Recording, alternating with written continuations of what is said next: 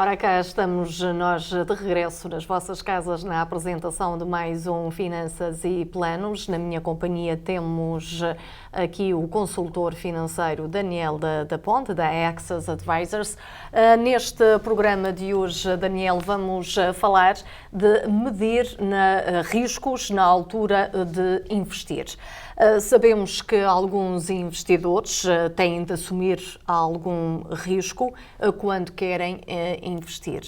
Há uma certa estratégia para isso, Daniel? Pronto, muito obrigado de uma vez mais. Como se diz, né, quem não arrisca não petisca. E acho que pronto, isso também de uma certa forma pode-se aplicar a planos de investimento. Eu acho que pronto, não há nenhum certo ou errado. O que nós recomendamos e o que nós fizemos com os nossos clientes é, no início de estabelecer a nossa relação, nós temos um processo de identificar o perfil de risco de cada cliente. E este perfil de risco vai desde quanto tempo tem ideia de ter este dinheiro aplicado, até se houvesse uma queda a curto prazo, até que ponto assumia esta queda até ficar preocupado ou preocupada. Portanto, o que é importante, acho que os nossos telespectadores perceberam ou até saber, é que apesar de não haver nenhum certo ou errado, nós temos que sempre pensar, né, numa base de, independentemente do risco que o investidor, o perfil que o investidor tem, há certos custos, vamos dizer, entre aspas, custos mínimos. Portanto, há o custo de inflação, que falamos muitas vezes que é real, portanto, sempre foi real, portanto, agora a inflação tem muita atenção porque nós estamos a níveis históricos, mas a inflação sempre existiu, fases maiores ou piores do que outras, mas de qualquer forma isso tem que ser sempre um fator quando se olha para o retorno ou o objetivo de algum investimento. E depois tem os custos de quem está a gerir um portfólio de investimentos, portanto, juntando essas duas coisas, e também o terceiro custo, se é um plano de investimentos que não seja protegido como planos de reforma, o custo de, eventualmente, impostos a pagar sobre aqueles rendimentos que a pessoa tem. Mas, portanto, nós recomendamos é que cada investidor devia de seguir um processo que envolve identificar todas essas coisas e aí chegar, em conjunto com o assessor financeiro ou o consultor financeiro, chegar a alguma ideia do que é aquele perfil e daí identificar qual é o nível de risco apropriado em termos do portfólio de investimentos. O Daniel pode explicar os tipos de investimentos e riscos correspondentes? Pronto, temos de um lado mais, vamos dizer, mais agressivos, são ações, portanto, ações de empresas cotadas nas bolsas, portanto, são empresas públicas, no sentido, não são empresas públicas que pertencem a nenhum governo, mas são públicas em que qualquer pessoa pode investir nessas companhias, e muitas delas são aquelas que fazem parte das nossas vidas no dia-a-dia, desde o CVS até a Verizon, até quem tem eletricidade da National Grid, portanto são os exemplos dos tipos de companhias. General Electric é uma delas já também muito antiga, portanto essas são companhias em que o acionista ou o investidor compra ações e aí acaba por ter ou ser dono de uma pequena parte daquela companhia. E vamos até as obrigações que são emitidas por essas mesmas companhias, mas também o governo dos Estados Unidos, estados, governos locais, e obrigações funcionam um pouco como empréstimos. Portanto, as obrigações têm menos risco do que ações, mas há alturas, não é muito comum, nem é muito... acontece com muita frequência, mas nós estamos a passar uma fase agora, neste início de 2022, em que alguns fundos de obrigações, e até obrigações mesmas, a pessoa pode comprar obrigações através de um fundo de investimento, como também pode comprar as obrigações individualmente. E há obrigações que têm tido um pior resultado do que ações. Portanto, o importante que nós aconselhamos sempre é que tenham um pouco de tudo. Portanto, de ações, obrigações, cash também, para alguma emergência ou até alguma oportunidade, quando os mercados estão mais ou menos bons, né? Ter algum dinheiro de reserva que possa aproveitar até essas quedas. E depois há outros tipos de investimentos, investir em metais, em madeira, em comida, real estate, portanto, imobiliário, portanto, praticamente tudo Há o muito tipo. para onde se investir. Exatamente. Daniel falou de várias empresas, citou, por exemplo, o nome da Verizon, e isto é mais uma pergunta para as pessoas que estão lá em casa, para também, talvez, desenvolver o seu conhecimento. Vamos supor que no noticiário, não é, seja dito, como foi dito há pouco tempo, que a Verizon e a AT&T pretendem aumentar o preço dos seus produtos. Até que ponto isso está associado ao valor das suas ações e até que ponto isso pode afetar, se afeta, portanto, os investimentos das pessoas que fizeram nas ações ou da Verizon, ou da AT&T, ou de outra qualquer companhia. Pronto, de quem está a pagar a fatura à Verizon ou à AT&T não vai querer que a sua mensalidade, o seu custo aumente.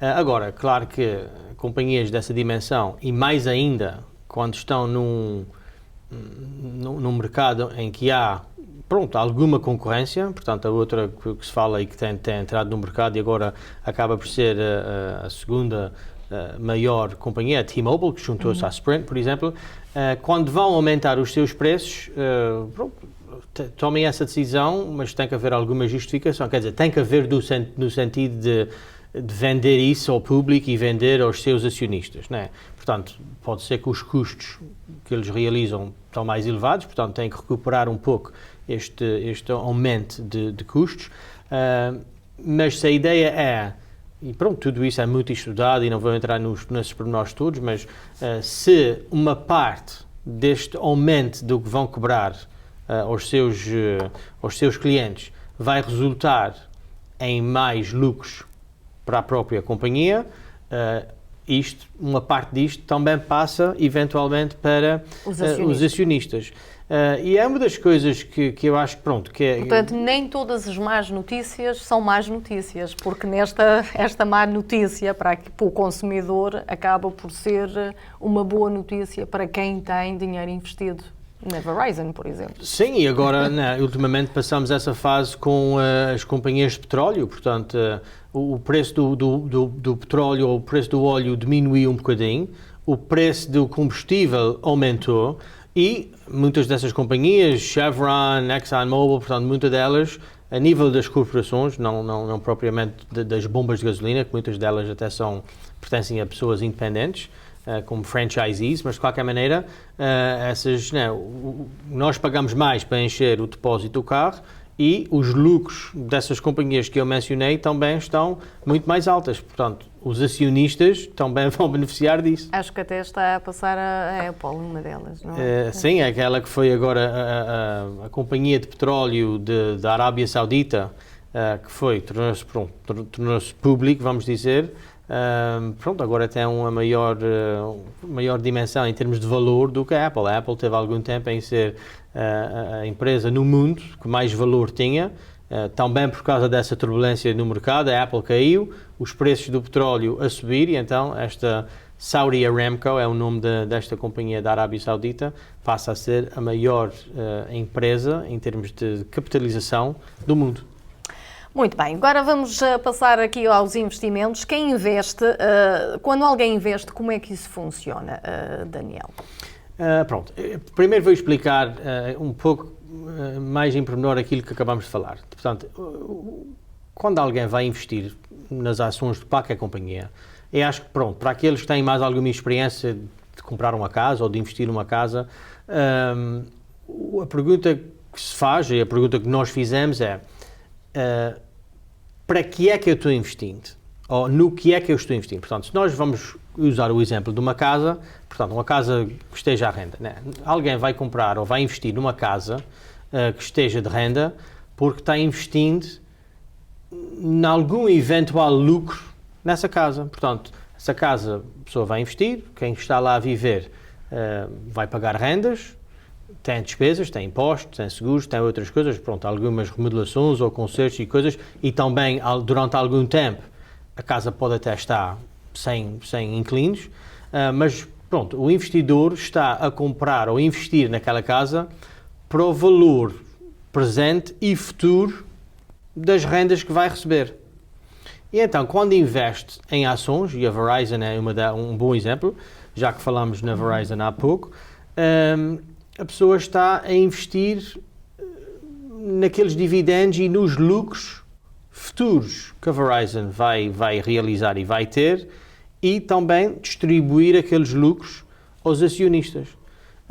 Portanto, há investidores que possam estar mais interessados em investir numa companhia que vai focar em distribuir aqueles lucros, como falamos, e há outros que podem estar mais interessados em investir nas empresas de crescimento, a Apple, a Amazon, portanto, essas estão menos focadas em distribuir os seus lucros aos seus acionistas e mais focadas em pegar numa grande parte daqueles lucros, em reinvestir na companhia para que a companhia mais tarde e as ações daquela companhia mais tarde vão valer ainda mais. Portanto, depende daquilo que o investidor está à procura. Portanto, alguém que seja mais nova, que esteja a pensar mais de futuro, pode estar inclinado a investir mais em companhias que têm um maior crescimento futuro, mas aqueles que estão reformados ou à beira da reforma podem querer focar mais naquelas que vão pagar e vão distribuir aqueles lucros através de dividendos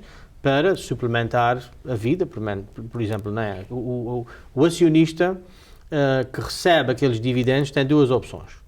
Ou reinveste e compra mais ações naquela mesma companhia, o que se chama dividend reinvestment, ou então prefere não reinvestir e receber aquele dinheiro, como eu disse, para suplementar ou para ser uma ajuda ou alguma fonte de rendimento para ir suplementando a vida.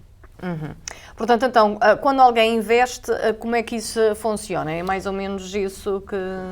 Sim, hoje em dia as pessoas podem abrir uma conta online, qualquer das maiores companhias que existem, Charles Schwab, Fidelity, E-Trade, portanto há várias companhias, Robinhood, em que a pessoa pode ir online, abrir uma conta, ligar aquela conta à sua conta bancária, fazer uma transferência, aquele depósito inicial, e a pessoa pode ir diretamente e comprar as ações que queira comprar.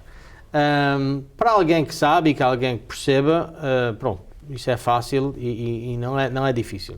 Onde se torna um pouco mais difícil, e aí é que nós, é o que nós fizemos, é quando algum investidor tem um assessor financeiro profissional, uma parte da relação é a parte analítica de fazer research e o que cabe a nós fazer em termos de os investimentos adequados, mas uma grande parte daquilo que nós fizemos é tentar remover a emoção das decisões que o investidor possa querer fazer. Portanto, acho que faz parte da natureza humana, e o que nós vimos muitas vezes é uma grande parte dos investidores que, nem digo aqueles que não têm grandes experiências, até faz parte daquela de ser humano, investidores que sentem-se mais confortável ou mais à vontade em investir quando muito do bom já tenha acontecido.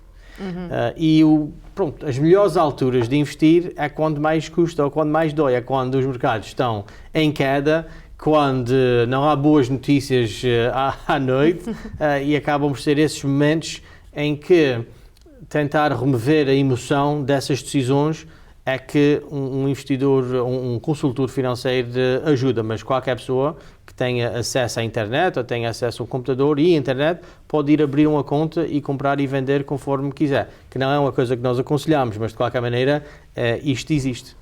Muito bem, e com isto vamos fazer um intervalo e já voltamos para a segunda parte deste Finanças e Planos. Não saia daí.